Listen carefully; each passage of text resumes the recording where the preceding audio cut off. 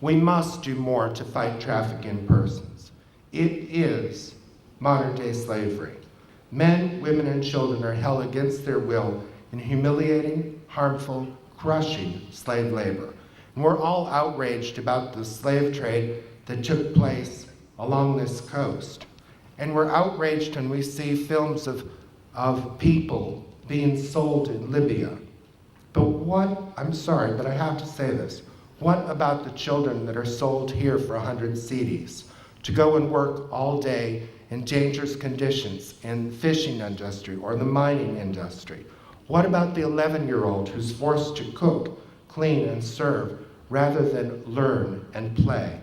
I've traveled to fishing villages on Lake Volta, and I visited the fisher folk at Elmina.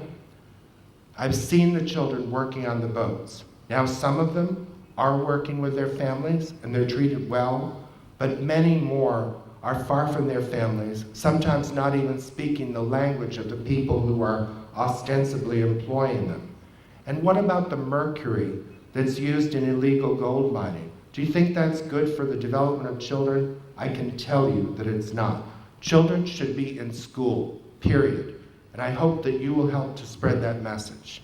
You've completed your basic and secondary education. Now you're at university, getting further education so that you can contribute to Ghana's development.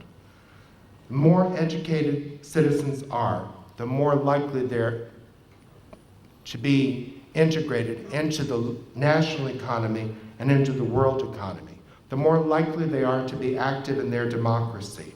They're the kind of citizens that Ghana needs to get beyond aid. Trafficking exists everywhere, including in the United States. But that's why we must work together to ensure that all men, women, and children can pursue their dreams as productive members of their communities. We must ensure that those who profit from exploiting ordinary people are arrested, prosecuted, convicted, and punished. We have ongoing programs with local communities, law enforcement, and the judiciary to help identify and rescue victims and capture and punish perpetrators. I challenge you to look for warning signs of trafficking and enslavement and speak up if you see something. Together, we must be relentless in our efforts to promote good governance and human rights for all citizens everywhere. Every person deserves a chance to succeed in life.